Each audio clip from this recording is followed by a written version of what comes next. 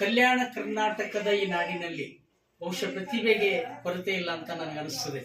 ಹಿಂದೆ ಹೈದರಾಬಾದ್ ಕರ್ನಾಟಕ ಅನ್ನುವಂಥ ಒಂದು ಪ್ರದೇಶವಾಗಿದ್ದರೂ ಆ ಸಂದರ್ಭದಲ್ಲೂ ಈ ಸಂದರ್ಭದಲ್ಲೂ ಪ್ರತಿಭೆಗಳಿಗೆ ಯಾವುದೇ ರೀತಿಯಿಂದ ಕೊರತೆ ಇಲ್ಲ. ಇಲ್ಲಿ ಎಲ್ಲಾ ವಿಧಗಳಲ್ಲಿ, ಎಲ್ಲಾ ಮೂಲಗಳಲ್ಲಿ, ಎಲ್ಲಾ ಭಾಗಗಳಲ್ಲಿ ಕಲಾವಿದರು ಪ್ರತಿಭೆಯನ್ನು ಹೊಂದಿದಂತ ಪ್ರತಿಭಾವಂತರು ನಮ್ಮ ನಾಡಿನಲ್ಲಿದ್ದಾರೆ.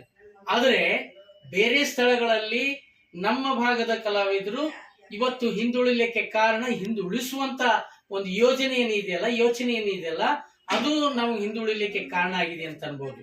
ಆ ನಿಟ್ಟಿನಲ್ಲಿ ನಮ್ಮ ಭಾಗದಲ್ಲಿ ಸಾಹಿತಿಗಳಿದ್ದಾರೆ, ದೊಡ್ಡ ದೊಡ್ಡ ಕಲಾವಿದರಿದ್ದಾರೆ, ಆಮೇಲೆ ಸಂಗೀತ ಕಲಾವಿದರಿದ್ದಾರೆ, ನಾಟಕ ಮಾಡುವವರಿದ್ದಾರೆ, ಎಲ್ಲರೂ ಇದ್ದಾರೆ. ಆದ್ರೂ ಕೂಡ ನಾವು ಹಿಂದುಳಿದ ಪ್ರದೇಶ ಅಂತ ಹಣೆಪಟ್ಟಿ ಕಟ್ಟಿಕೊಂಡು ನಾವು ಇನ್ನೂ ಕೂಡ ಅದನ್ನೇ ಮಾತಾಡ್ತಾ ಇದ್ದೀವಿ, ಅದರಿಂದನೇ ಮುಂದೋಗ್ತಾ ಇದ್ದೀವಿ.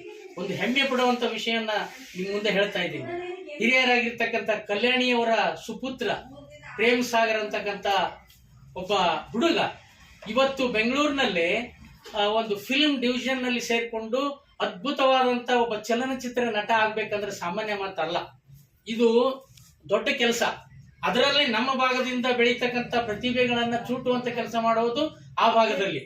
ಇದು ಪ್ರೇಮ್ ಸಾಗರ್ ಅಂತಕ್ಕಂಥ ವ್ಯಕ್ತಿ ನೀಲಿ ಅಂತಕ್ಕಂಥ ಚಿತ್ರದ ಮೂಲಕ ನಮ್ಮ ಪ್ರದೇಶದಲ್ಲಿ ಅವನ ಶಕ್ತಿ ಕಾಂಪ್ಲೆಕ್ಸ್ ಫಿಲ್ಮ್ ಥಿಯೇಟರ್ ನಲ್ಲಿ ದಿನಾಂಕ 6ನೇ ತಾರೀಕಿನಂದು ಬಿಡುಗಡೆ ಆಗ್ತಾ ಇದೆ. ದಯವಿಟ್ಟು ನಮ್ಮ ಭಾಗದ ಪ್ರತಿಭಾವಂತ ಯುವಕನನ್ನ ಗುರುತಿಸಿ ಅವನಿಗೆ ಪ್ರೋತ್ಸಾಹ ಮಾಡುವಂತ ಕೆಲಸ ನಾವೆಲ್ಲರೂ ಮಾಡಬೇಕಾಗಿದೆ. ಈ ನಾಡಿನಲ್ಲಿ ಹೆಸರು ಗುರುತಿಸುವಂತ ಕೆಲಸ ಅಷ್ಟೇ ಅಲ್ಲ, ಈ ಭಾಗವನ್ನ ಶ್ರೀಮಂತ ಪ್ರದೇಶಗಳಲ್ಲಿ ಸೇರುವಂತ ಕೆಲಸವನ್ನ ಪ್ರೇಮ್ ಸಾಗರ್ ಮಾಡ್ತಾ ಇದ್ದಾರೆ. ನಿಜವಾಗ್ಲೂ ನಾವು ಹೆಮ್ಮೆ ಪಡಬೇಕು, ಸಂತೋಷ ಪಡಬೇಕು. ಇವತ್ತು ಕಲ್ಯಾಣಿಯವರು ಅಂತ ಒಳ್ಳೆ ಕೆಲಸವನ್ನ ಅವರ ಸುಪುತ್ರ ಇವತ್ತು ನಮ್ಮ ನಾಡಿಗೆ ಒಂದು ಒಳ್ಳೆ ಕೆಲಸವನ್ನ ಮಾಡಿ ತೋರಿಸ್ತಾ ಇದ್ದಾನೆ. ಹೀಗೆ ಆ ಪ್ರೇಮ್ ಸಾಗರ ಕೆಲಸ ಉನ್ನತ ಮಟ್ಟಕ್ಕೆ ಸಾಗಲಿ, ಈ ರಾಷ್ಟ್ರ ಈ ನಾಡು ಗುರುತಿಸಿ ದೊಡ್ಡ ಪ್ರತಿಭೆಯನ್ನು ಮೆರೆಯುವಂತಾಗಲಿ ಅನ್ನುವಂತ ಮಾತನ್ನ ಹೇಳ್ತಾ ತಮ್ಗೆಲ್ಲರಿಗೆ ಹೇಳ್ತಾ ಇದ್ದೀನಿ. ದಯವಿಟ್ಟು ತಾವೆಲ್ಲರೂ 6ನೇ ತಾರೀಕು ಶಕ್ತಿ ಸಿನಿಮಾ ಥಿಯೇಟರ್ಗೆ ಬನ್ನಿ, ಆ ಸಿನಿಮಾವನ್ನ ನೋಡೋಣ, ಅವರಿಗೆ ಪ್ರೋತ್ಸಾಹವನ್ನ ನೀಡೋಣ, ಮುಂದೆ ಬೆಳೆಯುವಂತ ರೀತಿಯಲ್ಲಿ ಪ್ರೋತ್ಸಾಹವನ್ನ ನೀಡೋಣ ಅನ್ನುವಂಥ ಮಾತನ್ನ ಹೇಳಿ ನಾನು ಮಾತು ಮುಗಿಸ್ತೇನೆ.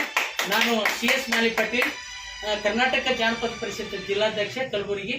ನಮಸ್ಕಾರ.